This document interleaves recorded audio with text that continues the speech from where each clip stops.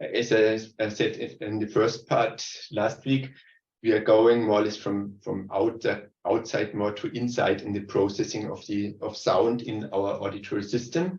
And first, the sound, we want to see what happens when the sound arrives at our ears. And there's one thing special, that we have 2 ears, and the 2 ears help us in localizing sounds. And for that, different effects are playing a role, and this I want to show you here.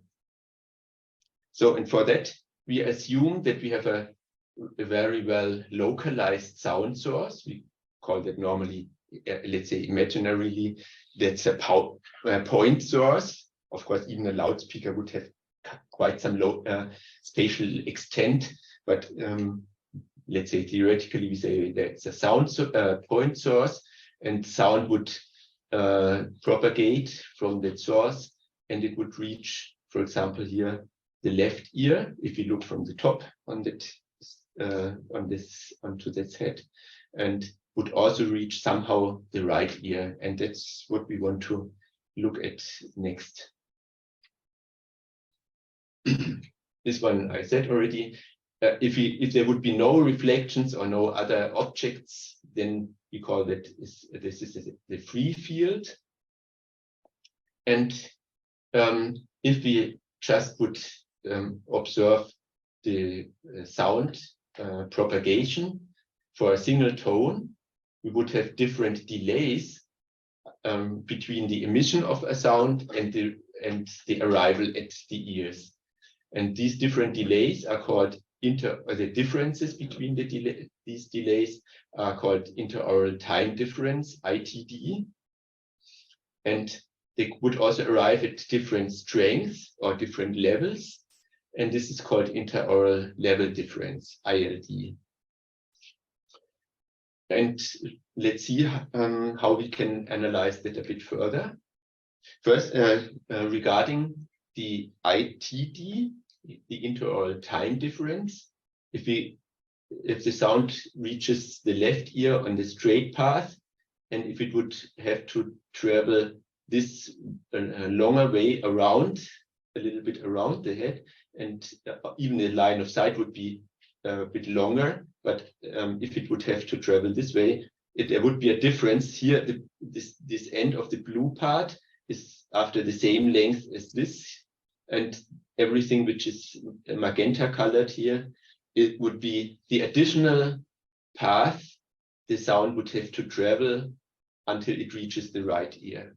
So we would have, because of the speed of the sound, because it's not infinitely high, there would be some time difference associated with this path length difference. And for quantifying this a bit, we have to get kind of some definitions of relations of sound source, position of sound source in relation to the head. There's more or less a coordinate system connected with the head, which is dividing the 3D space in planes, like front and back, or left and right, or upper and lower. And so we have the different planes. The frontal plane divides, well, of course, this would be larger than just a circle, but this frontal plane would divide between back and front, or front and back, and the median plane, which would be in this direction, would divide to left and right, and the horizontal plane would divide up and down. And then in this coordinate system, and of course, if the head is moving, the coordinate system moves with the head. And in this coordinate system, we can define angles, which is one is the elevation. That means how far does it go up? So the direction to the sound source, the angle between this direction and the horizontal plane is called elevation, and the angle between the direction of the sound source and the median plane is called azimuth. So we could also measure it in the after projecting this kind of vector into the horizontal plane, then we can measure the azimuth. So in these two angles can describe the direction in relation to the head.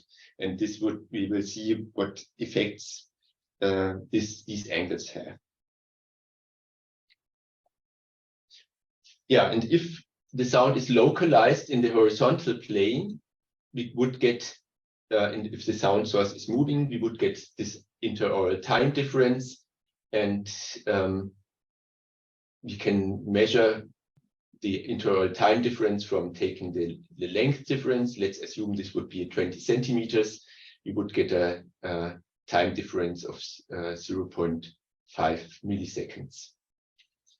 And if it's about single tones, we can compare this difference, or also the length difference would be even this with the duration of one period of the sound, or we can directly compare the length with the wavelength of the different frequencies if we have different sinusoidal tones. So if you have a frequency of 100 hertz, the wavelength is 3.4 meters, so which is significantly larger than this one. So we would have relatively small changes with respect to the wavelength. And that means we would mainly observe phase differences between the two sounds, because if they are shifted a little bit, and if it's a sinusoidal tone, this would be like adding kind of a phase shift. But if you have a tone of 10 kilohertz, then we only have 3.4 centimeters. And as I said, this example, delta L would be 20 centimeters. So there would be multiple wavelengths in this additional path. It means there would be phase shifts of more than several times 2 pi. So we couldn't distinguish between a time shift by 1 period or 2 periods or 3 periods. So that would not give us phase differences, could not give us significant direction information anymore. That means at low frequencies, I think I don't need to play these tones. They're more annoying.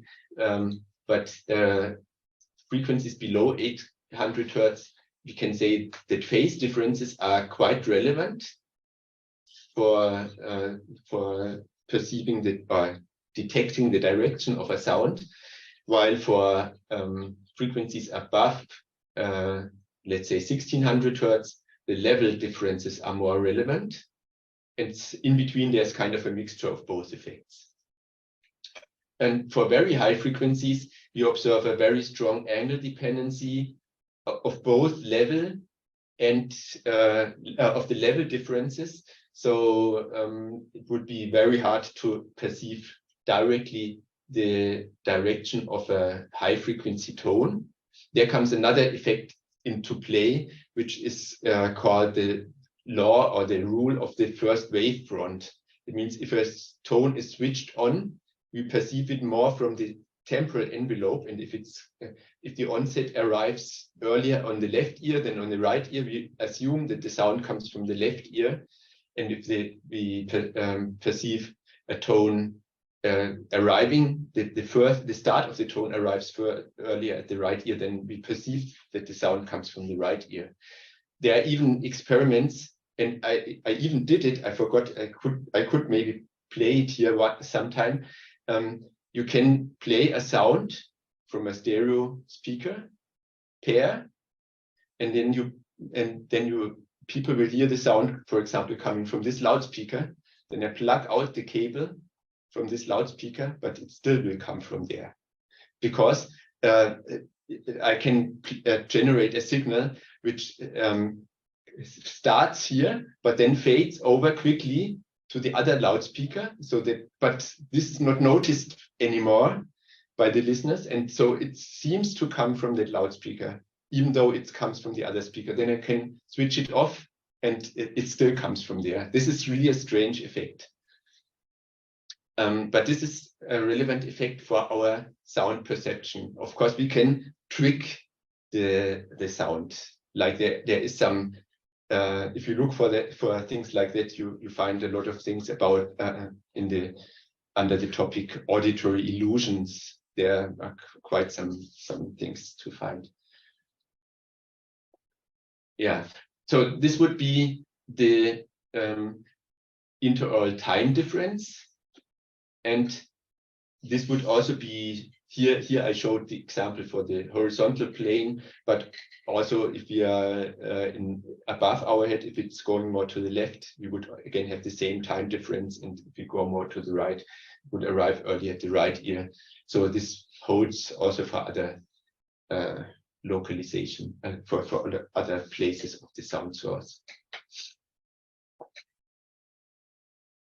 So generally, you can say stationary sounds on a horizontal plane, or also in space, there is interoral time differences, interoral level differences prominent, and further considerations show that for non-stationary sounds, for example, onsets, this will be treated by higher levels of perception. There are special neurons in the auditory system or in our brain, which especially are activated by onsets, not by steady sounds. They only fire once at the beginning and then, or increase their firing rate strongly at the beginning, and then afterwards they're getting back to kind of that spontaneous firing rate, which would be if there would be no sound.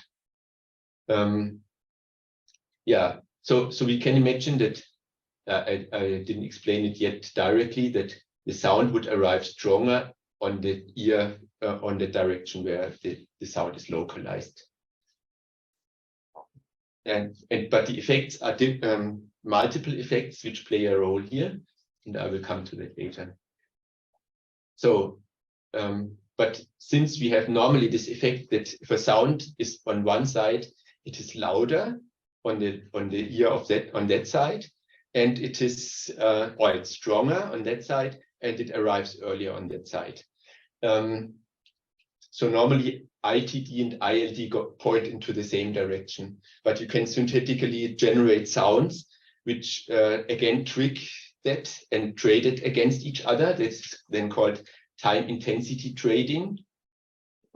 So you generate a signal which is louder on the right side. You can listen to that with headphones. It's louder on the right side, but arrives earlier on the left side. And you can try to find out how much level difference you have to add to compensate a certain time difference, or vice versa. And additionally, elevation has an effect because of the shape of our pinna.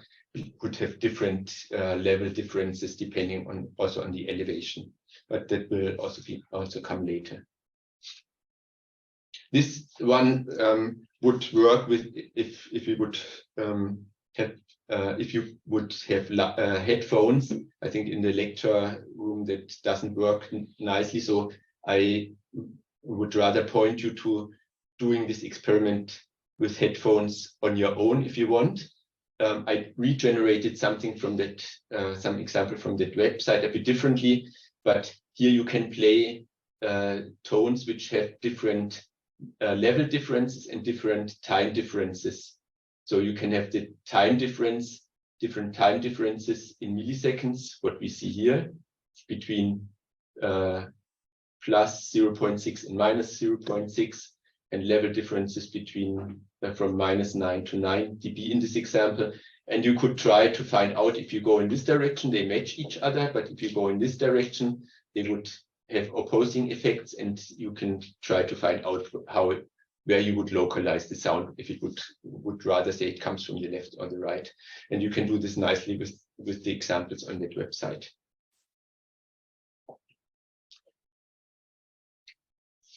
Yeah, and now we have different effects, like we have the elevation and the azimuth, and we can make more or less on a spherical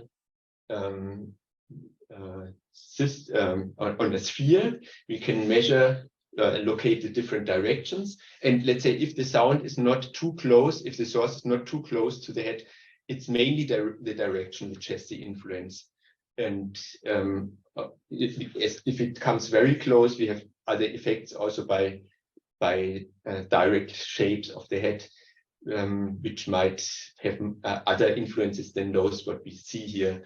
But here were some measurements with one example listener, where the level differences and the sound and the time differences are shown depending on the two angles, which are azimuth and elevation. And here we see the interaural level differences for tones of 700 Hertz. And we see that if we go to the right-hand side, the right signal would be stronger. If we go to the left side, the left signal would be stronger. We see that elevation also plays a role. Here we see a bit larger differences at negative elevations. This might be even if you use the full body, then the shoulders might also block some part of the sound and so on. So this would be the deviation or the level differences for all possible directions. And you see the transitions are relatively smooth. There are some equal loudness difference contours shown here. These are the white lines. On those lines, there would be the loudness difference would not be different, would be constant. That means just regarding the loudness difference, you would not be able to distinguish between different directions as long as they are on this line, or this specific person for which this was measured would not be able to determine the direction just by the level differences. And here, for a 700 Hertz tone, for high frequency tones, the contours are getting a bit more complex in their shapes, as we see here, and also the level differences themselves can get much stronger. And this means if we have some sound containing multitude of frequencies, we have different attenuations, for example, and level differences depending on frequency. The tendency is still the same. Left is, of course, in the direction of the sound. Normally, the level is stronger, but there might be some points where it's could also be a bit different, like or ambiguous, let's say. And so here we see, that's maybe just to mention it specifically, that level differences can here be, exceed 20 dB. And here we are not getting that close. It's more in the range of 10 dB.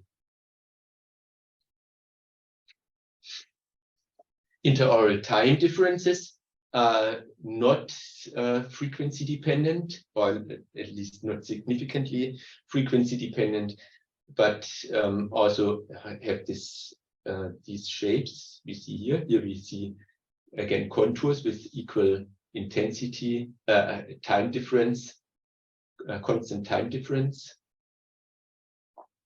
and again, quite obvious that if the sound source is on the right, then they would arrive earlier there, and vice versa. So I said we can use both effects, the intensity difference and the level difference, but they have still relatively similar structures with this equal intensity difference and level time difference and level difference contours.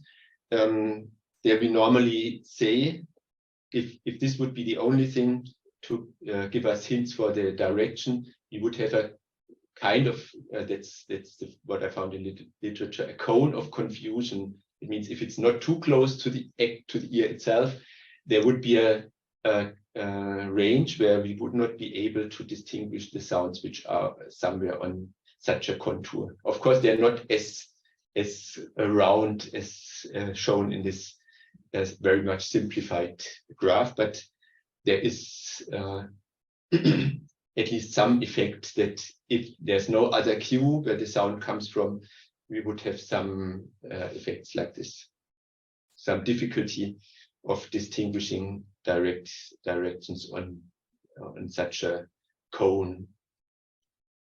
That means not only the circle, but extended into space in a cone-like shape. Yeah, but we have other factors which influence the direction dependency. First of all, we have a frequency dependency of diffraction, which I showed last week. With what that means if the sound is going around the corner, let's say, and this would be less more weaker, the sound which comes around the corner if the frequency is higher than if the frequency is lower. But additionally, we have the pinna shape, and what the pinna does is very much simplified, shown here. If you have a sound source which is far away from the ear, in this case we focus just on one ear, and it would reach the pinna. But our sensors are in the middle ear and then the inner ear. So the sound has first to travel through the ear canal, and that means it first has to arrive there. And the way it can arrive there can have multiple paths. Like say, if it's far away, we say it's a plane wave, and the way individual parts of the wave, of this plane wave, would arrive at with different lengths at different points, parts of the pinna. It would then be reflected to the ear canal. So we would have a bit shorter path here, we would have a bit longer path here, and we would have an even longer path here. And if we would now emit one just very pulse-like sound from here, it would not arrive as a single very short impulse anymore at the ear canal, but it would be somewhat smeared. And could somebody say what we call that, how we can describe that smearing from an impulse-like source to something which is measured somewhere? Sometimes we produce them with some systems which have inputs and outputs. How do we describe the relation between input and output of a, let's say, linear time invariant system? Transfer function. And in time domain? It's an impulse response. Things, yeah. So if we would have a source far away and we would play an impulse, we would get some times smeared function.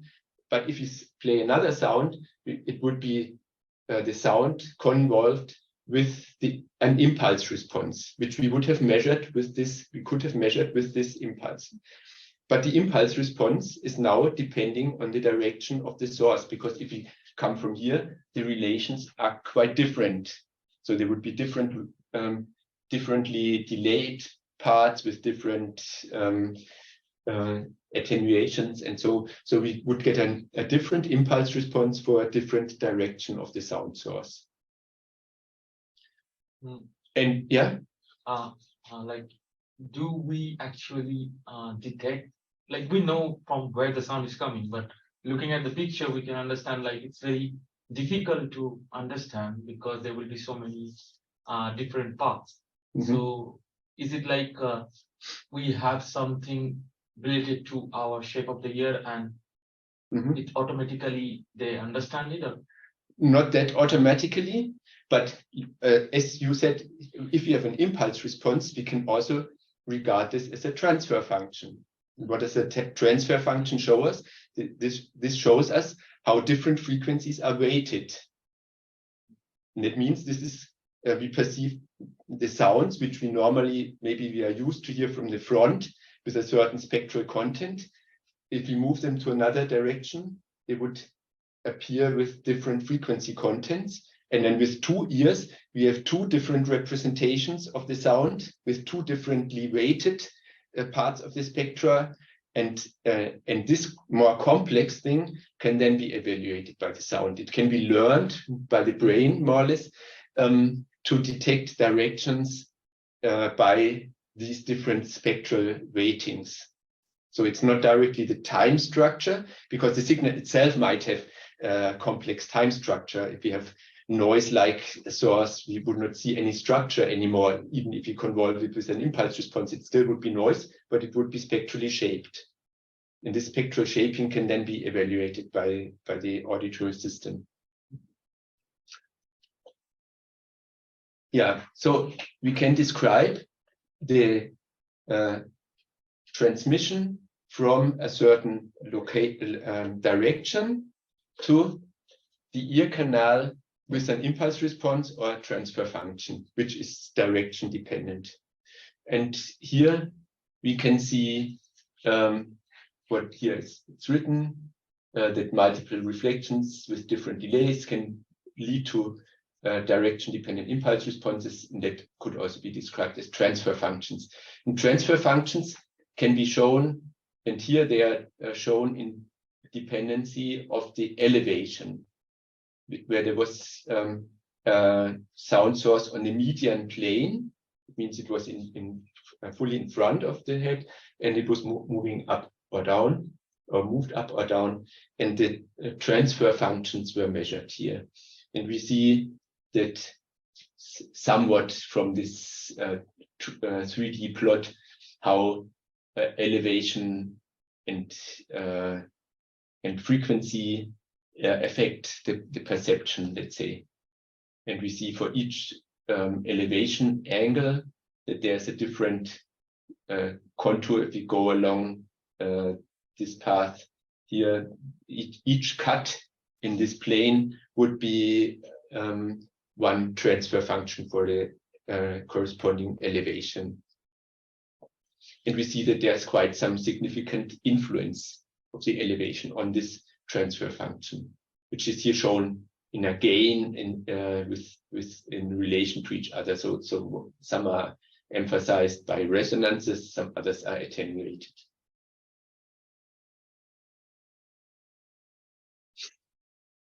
And so we can, in a more general way, say that we can get so-called head-related impulse responses. We could measure all the impulse responses for, maybe not for every possible direction, but for maybe discrete directions. And we could store them somehow. And or we can transform them, and then we have the so-called head-related transfer functions. These are the 2 things which can be used to describe this effect. If the distance is not too small, as I said before, if the sound source is very close to the ears, there are other effects coming into play. So if the distance is not too small, we can say the distance only has an effect by attenuation. Attenuation by the damping, as I explained last week, or also by the spread of energy on a larger sphere, if there would be also no reflections and so on. So the head-related impulse responses and transfer function shapes are depending on the azimuth and elevation angles. So I just showed them the graphs for the elevation, but it also would be could be shown for the azimuth. And then, of course, then you would have to take more into account the 2 ears. And having that, and we know, if we say this gives us our auditory system the cues for detecting the location of a sound, as long as we don't see if we have the eyes closed, for example, we could detect by this the the direction of a sound source, at least with some limitations, but we could do that. And this leads us to another model of the auditory system with respect to the spatial perception, and I brought one here. This is a dummy head, and such a dummy head has kind of a structure like a human head, and has some pinners, and it has microphones built in. And if I use this as a recording device, for example, I can play back the sound. And if you listen to that with headphones or earplugs, that means if you play back the sound at your ears, at the place where it was recorded here, you would perceive the sound like you were in that place, or at least close, because you don't have exactly the same ears, but it would appear close to that what is recorded by such a recording system. And you can have different dummy heads with different levels of detail. Some are quite expensive. So we have one of those at the Audio Labs here. Also at IIS, there's one. And here are some other ones you can find examples in the internet. And this one actually I printed myself on a 3D printer. And you can find the model in the internet. So I found it myself there and printed it then. And it works reasonably well. If you are interested, I just rented, I gave it to some colleagues for a demo last week for the Audio Engineering Society presentation. It was last Thursday. There was kind of a fair-like thing on the TechFAQ, and they used it there to show them people there to how you can use things like that for recording. But even like something like 50 years ago, with stereo broadcasting, there were some dummy head recordings played in the radio, and if you used headphones, you could hear 3D sound by that time already. And I have some sample recordings, but it doesn't make sense, again, playing them here. And I could let you listen to that maybe after the lecture if you want. But if you are interested, you can also look them up. I uploaded them on StudOn. So under the material or examples folder, you will find these recordings. And I think they are quite impressive. But you can also find other interesting dummy head recordings in the internet. There's one famous one, which is the virtual barber shop. I don't know if anybody of you has ever heard it. I have the link in the lecture notes, so you can find them also in the lecture notes. And there they actually you hear the scissors going around your head. It's quite funny also. So these are again models of the auditory system, at least of a part of the auditory system. Yes. You don't show us them now because it only makes sense to listen to them with headphones. Yes, exactly. Yeah. And with stereo, but also it should ideally be played back. Either you would sit in between the loudspeakers directly, have as few reflections as possible, and then you would hear the effect, but even better with headphones or earplugs. And that's why I thought it makes more sense giving you the chance to listen to them by yourself. But please don't distribute the files. These are from one of the, it was from a headphone manufacturer on the demo. They had a demo CD with their headphones, and you could play back with the headphones then these dummy head recordings. And, yeah, but you can also play them back with other headphones. Was there a question? I have a small question. Like, I never saw any dummy head with hair or anything. Does it not like affect the way we? Acoustically, not too much. Depends. Yeah, it can affect a little bit. If you have many going over your ears, then there would be some effect, I guess. But normally, it's not that significant. Yeah, and maybe another option instead of using a dummy head is you can use your own head. And you can do that by using an in-ear microphone, or they are called also, I have a pair, they are called OKM, Originalkopfmikrofon, like you use your head as instead of a dummy head. It means you place the microphones into your ear canal and you record something, and it's really amazing if you sit in a round and people talk and you record it, and then you take the microphones out and put the earplugs in and close your eyes and let the people talk again as they are sitting around you.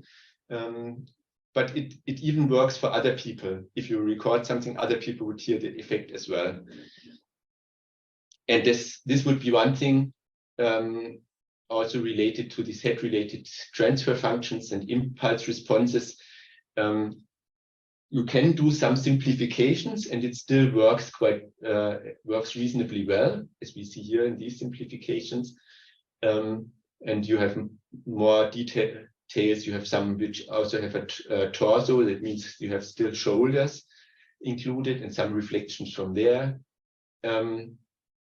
But actually here, the people doing more work on spatial audio processing from Professor Harpit's group, they went to a place where they got, for several PhD students and other people here, they got their own HRTFs and HRIRs measured and could take them, and then they did do tests which of them work better for spatializing sound. I will come to that spatialization later. And not always their own were the best, and that's quite interesting outcome of their experiments. Yeah, so that's I already talked about. You can also use it as models for head-related transfer functions, as models for reproduction of spatial sound. And for that, you can use different types of impulse responses or transfer functions. You can use averaged ones, which should be general purpose for most people, work reasonably well. And use dummy head recorded. If I want to measure the head-related transfer functions of the dummy head, I can do that as well. And I will show you how you would do that. Or you can individually measure them for yourself or for other people. And then you can reproduce spatial sound by playback via headphones or earphones. And this is quite an easy thing, relatively easy, let's say. You want to place a sound source in a certain direction. You just take the corresponding impulse response to that direction, and you convolve, or the two, you always have them in pairs for the right and left ear. You take the corresponding pair of impulse responses and convolve the signal with those impulse responses and let people hear to that with headphones or earphones, and you will get a spatial experience, let's say. So this has the advantage that you can easily feed them to the ears, but this has a disadvantage that for example, for virtual reality applications where you might move your head, but if you use this fixed head-related impulse response, then of course the sound moves with your head. It's always the same in relation to your coordinate system, of the coordinate system fixed to your head. So if you want to make it better for those cases, you need a head tracker, and you need to switch or interpolate or whatever you do to change the transfer functions or impulse responses so that you get the right. For example, if the sound should stay in a certain position and you turn your head, you would have to change the impulse responses so that they always match the current direction with relation to your head. And that can only be performed when you know how the head moves, or that more or less a head tracker or some other means of measuring this would be required. You can also play spatial sound via loudspeakers or loudspeaker arrays. This has the advantage that the spatial setup is fixed. That means if you have that one quite complex but quite efficient technique is the wave field synthesis. And there you need really many loudspeakers. And there you can turn your head, of course, and it's always right. But you can, if you do that, you're quite position independent. If you just use a loudspeaker pair, then you have some other effects, that one loudspeaker is not only perceived, the signal from that one loudspeaker is not only perceived by one ear, but by both ears. So you have, if you want to play the signal for the left ear, it would also arrive at the right ear and vice versa. And this can be accommodated by canceling the crosstalk. That means if we subtract, or if we add, negatively add the signal which we assume comes from the left loudspeaker to the right ear, we add it with the corresponding convolution to the loudspeaker for the red channel and vice versa, then ideally, if your head is fixed, ideally the left loudspeaker can play the signal for the left ear, and the right loudspeaker that for the right ear, or the right sounds would appear at the two ears. But again, if you move your head, the crosstalk cancellation doesn't work anymore, and also the head-related transfer functions would have to be adjusted. So again, there you would need a head tracker to do that with a simple spatial setup with two loudspeakers.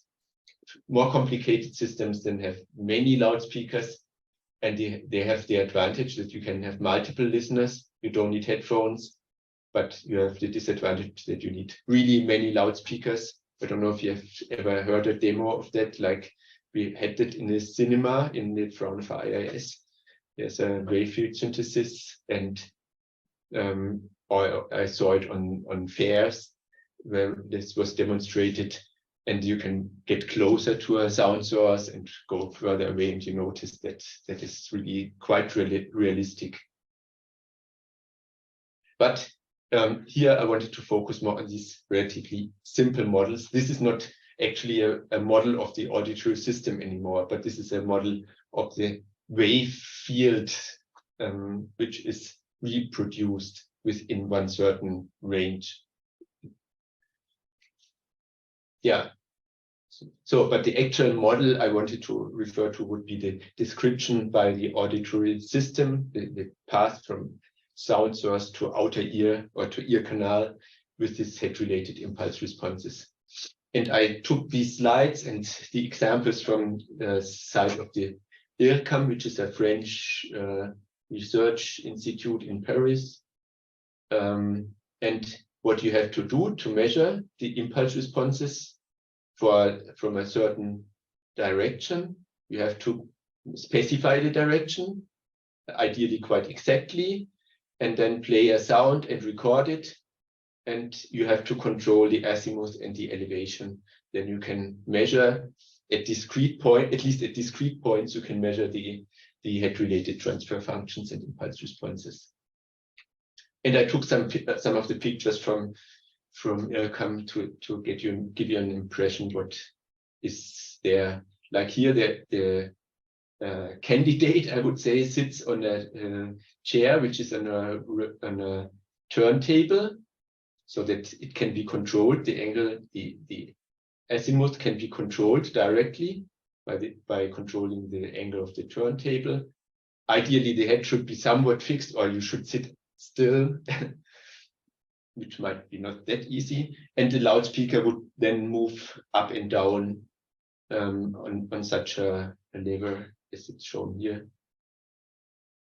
And so this would then control the elevation. And then additionally, you need to place microphones in your ear canal, or both ear canals. You would have to mount them in your ears. And then you can start recording. But then the next question comes, what are good signals to measure impulse responses? Of course, impulses, I would say first, but this turns out to be not optimal, because they have the advantage that you get directly the impulse responses out of the microphone signals. But the disadvantage is that you have a low signal to noise ratio. You would need a very good loudspeaker to generate impulses with this sufficient energy. that you get a reasonable impulse response in your ear canal. And this might already a bit challenging. Then the loudspeaker would normally not produce ideal impulse anyway. So that is what makes this a bit critical. So the second approach, which I also tried out myself with a student work quite some time ago, to use just white noise, or ideally a pseudo-random signal, because you need to know the signal which is sent to the loudspeaker. And if you remember signal processing or statistical signal processing, I don't know which lectures cover that. If you have the input white noise signal, and you have the measured output signal of a system, and you can calculate the impulse response. Does anybody remember how?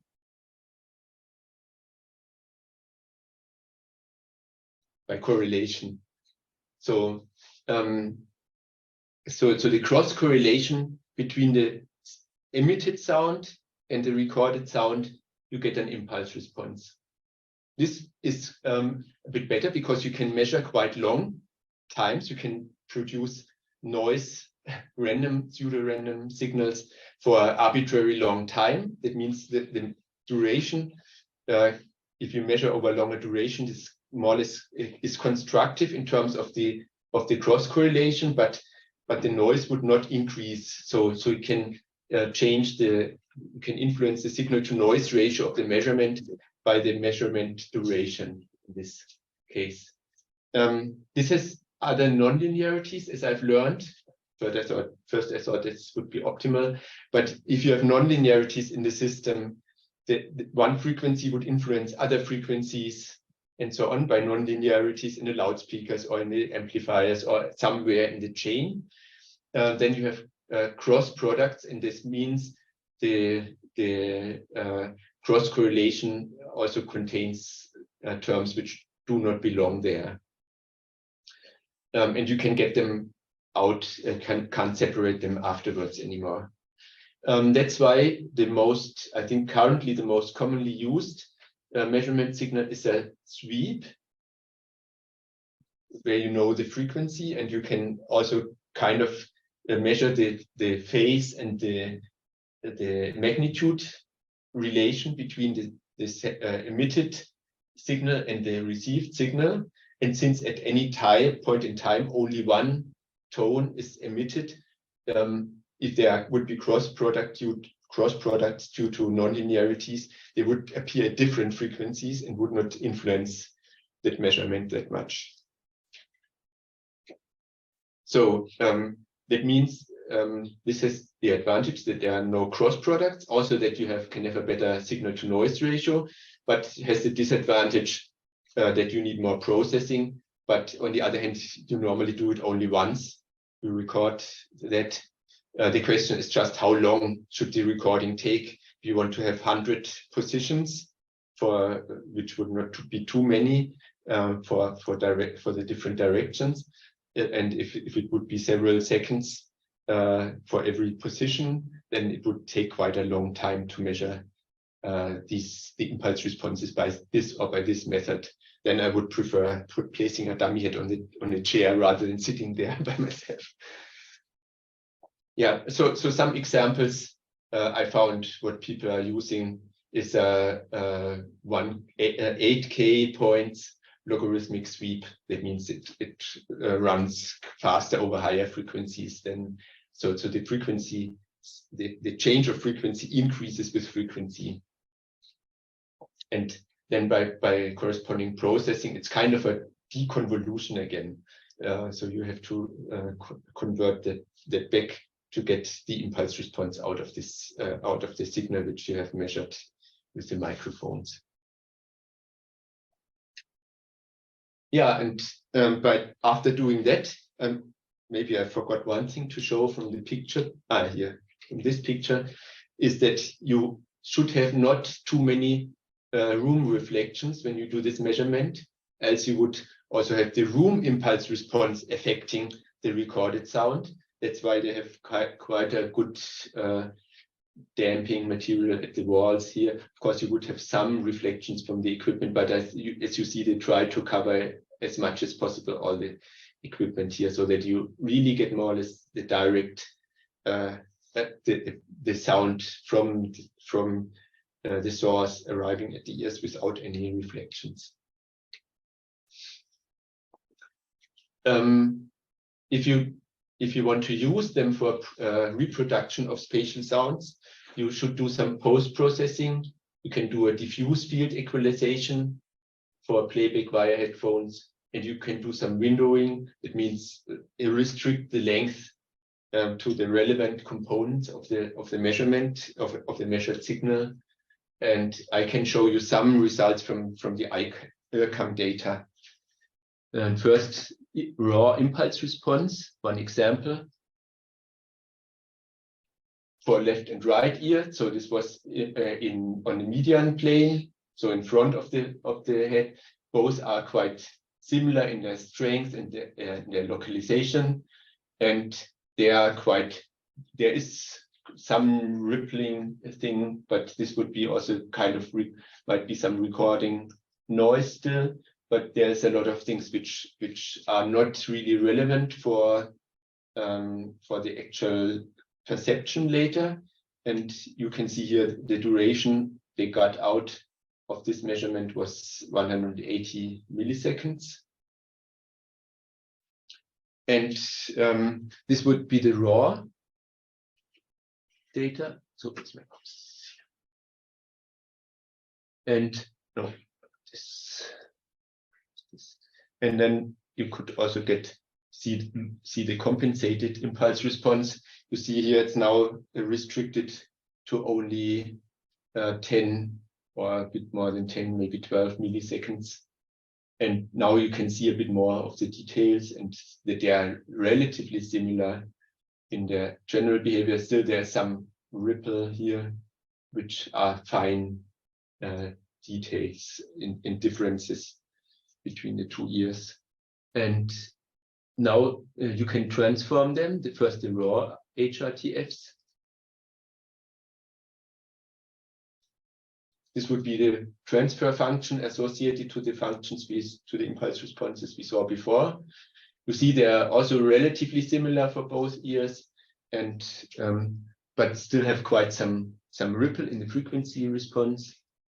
And these are just the magnitude responses, I must say. The phase responses are not shown here. And then the compensated ones. So there's by the windowing in time domain is convolution in frequency domain. That means kind of smoothening appears here. And this would be then the more useful transfer functions for this case. Okay, just a few minutes left. I could show you some examples of the compensated impulse responses with different directions. We saw the ones from the middle, but we could move a bit to the left side. Then we see the impulse response, the main part of the impulse response comes earlier as expected, and it's stronger than the one for the right-hand side. And if we move to the other side, quite obviously, it's the other way around. But if we move up and down, just go up, you still see they're quite similar. The shape might have changed a little bit. We can look at the transfer functions. There it's visible a bit better. So I could show a lot of them, but I want to also show some transfer functions. So transfer functions from the median plane we saw before. Or maybe I show it to you again. So this would be quite, this was azimuth elevation 15, so I didn't use, let's take the 0, I didn't check. So this would be now in the horizontal plane. And just remember a little bit what it looks like. And if we go up some 45 degrees. It looks different, and this would be already an elevation dependent change of the frequency content, let's say. And if you move to one side, you see it's more in average. It's a bit more straight. The transfer function in the direction where the source is on the ear, on the same side, and would be more strongly shaped. And what I said before, frequency dependent effect in the diffraction becomes also visible, so that we get this shape for the right ear, and vice versa if we move to the other side.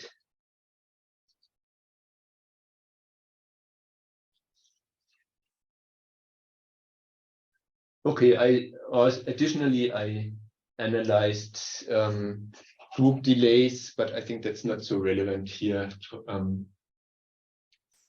and group delay differences. But I think I would just show this last slide and summarize a little bit what we saw. So we saw the impulse responses or transfer functions can be used as models for the spatial perception. But if we only have them on discrete angles, on directions, let's say discretized in azimuth and elevation, and we have a sound source let's say smoothly moving, and if we want to resemble that, you need to do some interpolation in between. There would be some straightforward approaches, would be just interpolate the impulse responses, but this is dangerous because you can have negative effects. So the average of two filters, if you average the impulse responses, the transfer function not necessarily has the average of the two transfer functions. At least the magnitude does not, because you could have opposite phases, and even parts could be eliminated by averaging. So the direct interpolation due to phase differences or delay differences would be a bit dangerous. So that's not recommended. Let's say you would need more complex interpolation schemes.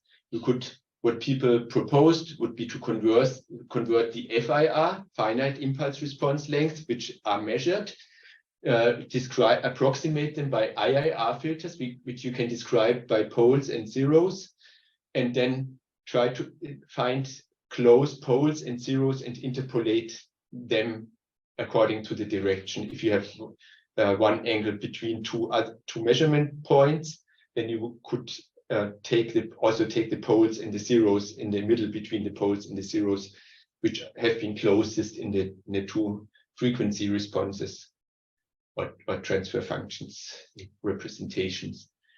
So that would be one thing. Another quite a bit simpler thing would be to anyway just use split the head-related impulse responses or the transfer functions into a delay component. That means a linear phase, just time shift, and a magnitude-only weighting. That means just a magnitude transfer function.